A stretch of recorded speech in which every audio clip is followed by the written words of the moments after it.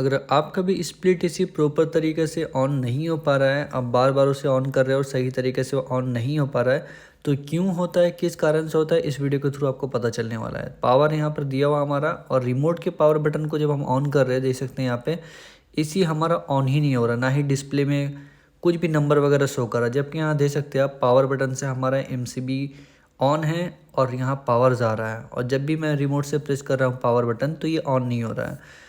क्यों नहीं हो रहा है, तो इसे आप थोड़ा ध्यान से समझिएगा। कभी भी इस तरह का प्रॉब्लम होता है तो क्या करना है आपको, कैसे आप समझ सकते हो क्या प्रॉब्लम है हमारे एसी में। यहाँ पर एमसीबी मैंने ऑफ़ किया है और इस प्लग को निकाल रहा हूँ।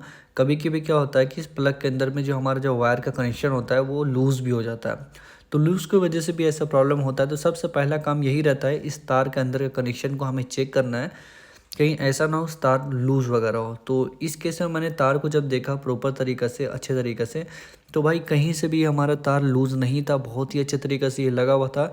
तो पहला काम तो कंप्लीट हो गया हमारा। ये प्लग बहुत ही अच्छे तरीके से जॉइंट वगैरह किया हुआ है, कोई तरह का इसमें हमें प्रॉब्लम नहीं देखने को मिल पाया है, अच्छा तरीक़ा से इसमें कनेक्शन किया हुआ है। तो पहला प्रॉब्लम तो हमें समझ में आ पाया है कि ये जो हमारा 3 पिन का प्लग है, इसमें कोई इशू नहीं है, बिल्कुल सही है। अब दूसरा काम हमें करना है, वो क्या है, हमारा यहाँ पर जो सॉकेट है उसमें हमें पावर चेक करना है कि भाई प्रॉपर वोल्ट इसमें आ रहा ही नहीं आ रहा है।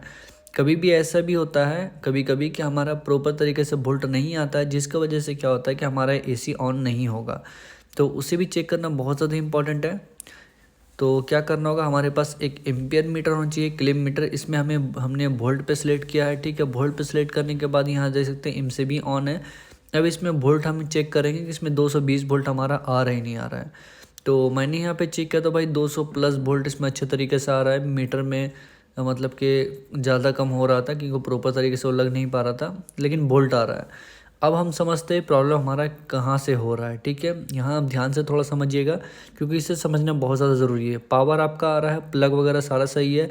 अब मेन हमारा इंडोर यूनिट ऑन होना था, लेकिन इंडोर यूनिट नहीं ऑन होने का रीज़न यहाँ से हमारा पीसीबी से, पीसीबी बेसिकली हमारा ख़राब हो चुका है, डेड हो चुका है। और इस तरह का डेड हुआ है, यहाँ कंडीशन आप देख सकते हैं, पूरा का पूरा पीसीबी हमारा शॉर्ट सर्किट हो चुका है, मतलब शॉर्ट खा चुका है, जिसकी वजह से हमारा इंडोर यूनिट ऑन नहीं हो रहा है। कभी भी आपका पावर वगैरह अच्छे तरीके से इंडोर यूनिट में जाता है और हमारा इंडोर यूनिट ऑन नहीं होता, तो भाई समझ जाइए आपका पीसीबी से प्रॉब्लम है, जो कि इंडोर यूनिट का है। यहाँ देख सकते हैं किस तरफ से ये ब्लैक कलर का हो चुका है, क्योंकि यहाँ शॉर्ट सर्किट हुआ है पूरा पीसीबी का, जिसकी वजह से हमारा एसी ऑन नहीं हो रहा है। तो कभी भी इस तरह का कंडीशन होता है, एसी ऑन नहीं होता है, तो ज़्यादा चांस यही हमारा होता है कि इंडोर यूनिट का पीसीबी ही ख़राब है, जिसकी वजह से हमारा एसी हम जब भी बार बार ऑन कर रहे हैं तो ऑन नहीं हो रहा है। तो पीसीबी को चेंज कर रहे हैं, उसके बाद ये प्रॉब्लम ईजी सॉल्व हो जाएगा।